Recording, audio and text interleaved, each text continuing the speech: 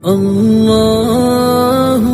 اللہ اللہ اللہ اللہ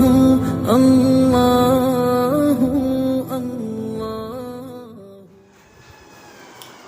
بیمار کی عیادت کے آداب میں سے چھٹا ادب یہ ہے کہ بیمار کے لیے دعا کی جائے۔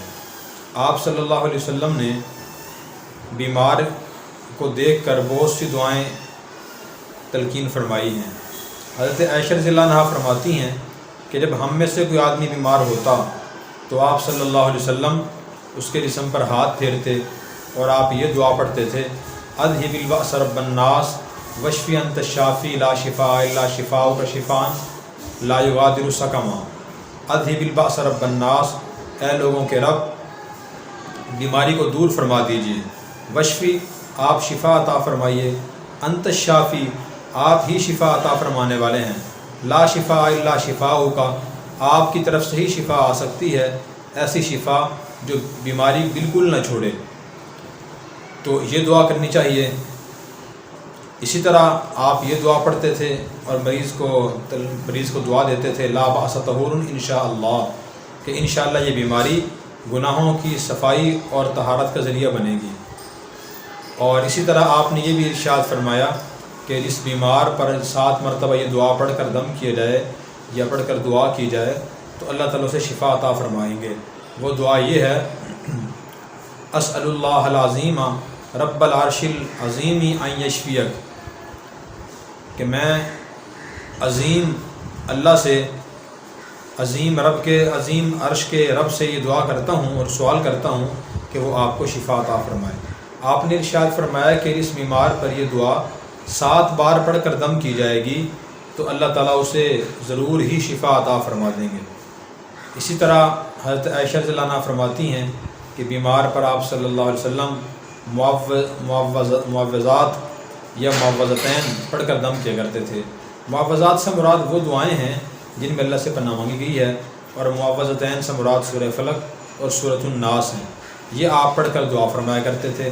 حضرت سعد رضی اللہ عنہ بیمار ہوئے، آپ ان کے ہاں تشریف لے گئے اور آپ نے ان کے پیشانی پر ہاتھ رکھا اور سینے پر دست مبارک رکھا، پیٹ پر ان کے ہاتھ پھیرا اور پھر آپ نے ان کو دعا دی: اسأل اللہ العظیم رب العرش العظیم ان یشفیک، کہ میں عرش عظیم کے عظیم رب سے آپ سوال کرتا ہوں کہ وہ آپ کو شفا عطا فرمائے۔ تو حضرت سعد رضی اللہ عنہ بعد میں خوش ہو کر فرمایا کرتے تھے کہ آپ نے دست مبارک جو میرے پیشانی پر رکھا تھا اور میرے سینے پر اور پیٹ پر پھیرا تھا، اس کی ٹھنڈک میں آج تک محسوس کرتا ہوں۔ یہ صحابی کی نبی پاک صلی اللہ علیہ وسلم سے محبت اور آپ کے دست مبارک کی برکت تھی۔ پھر ان صحابی نے آپ سے مسئلہ پوچھا کہ یا رسول اللہ، میرے پاس مال بہت زیادہ ہے، تو میں اس مال کے بارے میں وصیت کر جاؤں کہ وہ سارا مال میری وفات کے بعد اللہ کے کسی راستے میں خرچ کر دیا جائے؟ تو آپ نے ارشاد فرمایا کہ سارے مال کے بارے میں وصیت نہ کریں۔ انہوں نے عرض کیا کہ جی میری صرف وارث ایک ہی بیٹی ہے، شرعی لحاظ سے وارث بنے گی۔ تو آپ نے فرمایا کہ نہیں، پھر بھی آپ سارے مال کے بارے میں وصیت نہ کریں۔ پھر انہوں نے مسئلہ پوچھا کہ میں آدھے مال کے بارے میں وصیت کر جاؤں کہ میرا آدھا مال اللہ کے راستے میں خرچ کر دیا جائے؟ آپ نے فرمایا کہ نہیں۔ پھر انہوں نے پوچھا کہ وہ ثلث، تہائی مال کے بارے میں وصیت کر جاؤں؟ تو آپ نے فرمایا کہ وہ ثلث نام و ثلث کثیر، ہاں تہائی مال کے بارے میں وصیت کر جائیں، لیکن تہائی مال بھی زیادہ ہے۔ تو صحابی نے مسئلہ پوچھا، آپ نے عیادت کرتے مسئلہ ہی بتا دیا۔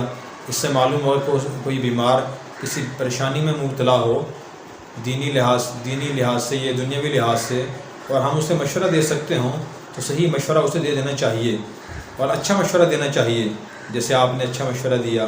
اور ضمناً اس سے مسئلہ ہی معلوم ہوا کہ آدمی کو چاہیے کہ وہ اپنے ورثاء کو محروم کر کے دین کسی اور کام کے میں مال خرچ کرنے کی وصیت نہ کر کے جائے، بلکہ آپ نے ارشاد فرمایا تھا، سعد رضی اللہ عنہ کو فرمایا تھا کہ انک ان تدع ورثتک اغنیاء خیر من ان تدعهم عالۃ یتکففون الناس، کہ تم اپنے ورثاء کو مالدار چھوڑ کے جاؤ، یہ صورتحال بہتر ہے اس صورتحال سے کہ تم نادار چھوڑ کے جاؤ، وہ لوگوں کے سامنے ہاتھ پھیلائیں۔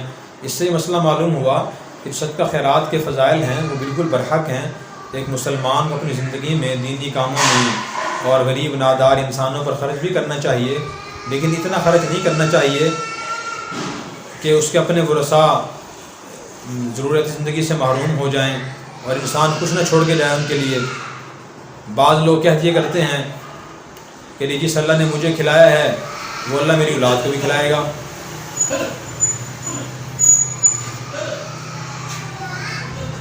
اگر میری اولاد کی قسمت اچھی ہوئی، اللہ نے دینا ہوا تو اللہ ان کو دے دیں گے، میں نہ بھی چھوڑ کے جاؤں پھر بھی دے دیں گے۔ قسمت اچھی نہ ہوئی، مال ان کے نصیب میں نہ ہوا، میں چھوڑ بھی جاؤں تو وہ ضائع کر دیں گے۔ تو یہ بات درست نہیں ہے۔ دنیا دارالاسباب ہے، ہر شخص کو اپنی طرف سے دوسرے لوگوں سے، خصوصاً اپنے ماتحت لوگوں سے اور اپنے متعلقین اور گھر والوں سے خیر خواہی کوشش کرنی چاہیے۔ آپ صلی اللہ علیہ وسلم نے حدیث میں اسی کی ترغیب دی ہے کہ تم اپنے ورثاء کو مالدار چھوڑ کے جاؤ، اتنی دولت ان کے پاس ہو کہ زندگی آسانی سے بسر کر سکیں، ان کی ضروریات پوری ہو سکیں۔ یہ بہتر ہے اس بات سے کہ تم نادار چھوڑ کے جاؤ وہ لوگوں سے بھیک مانگتے پھریں۔ اللہ تبارک و تعالی ہمیں شریعت کو سمجھ کر عمل کرنے کی توفیق عطا فرمائے۔ Subscribe now and press the bell icon. Never miss an update.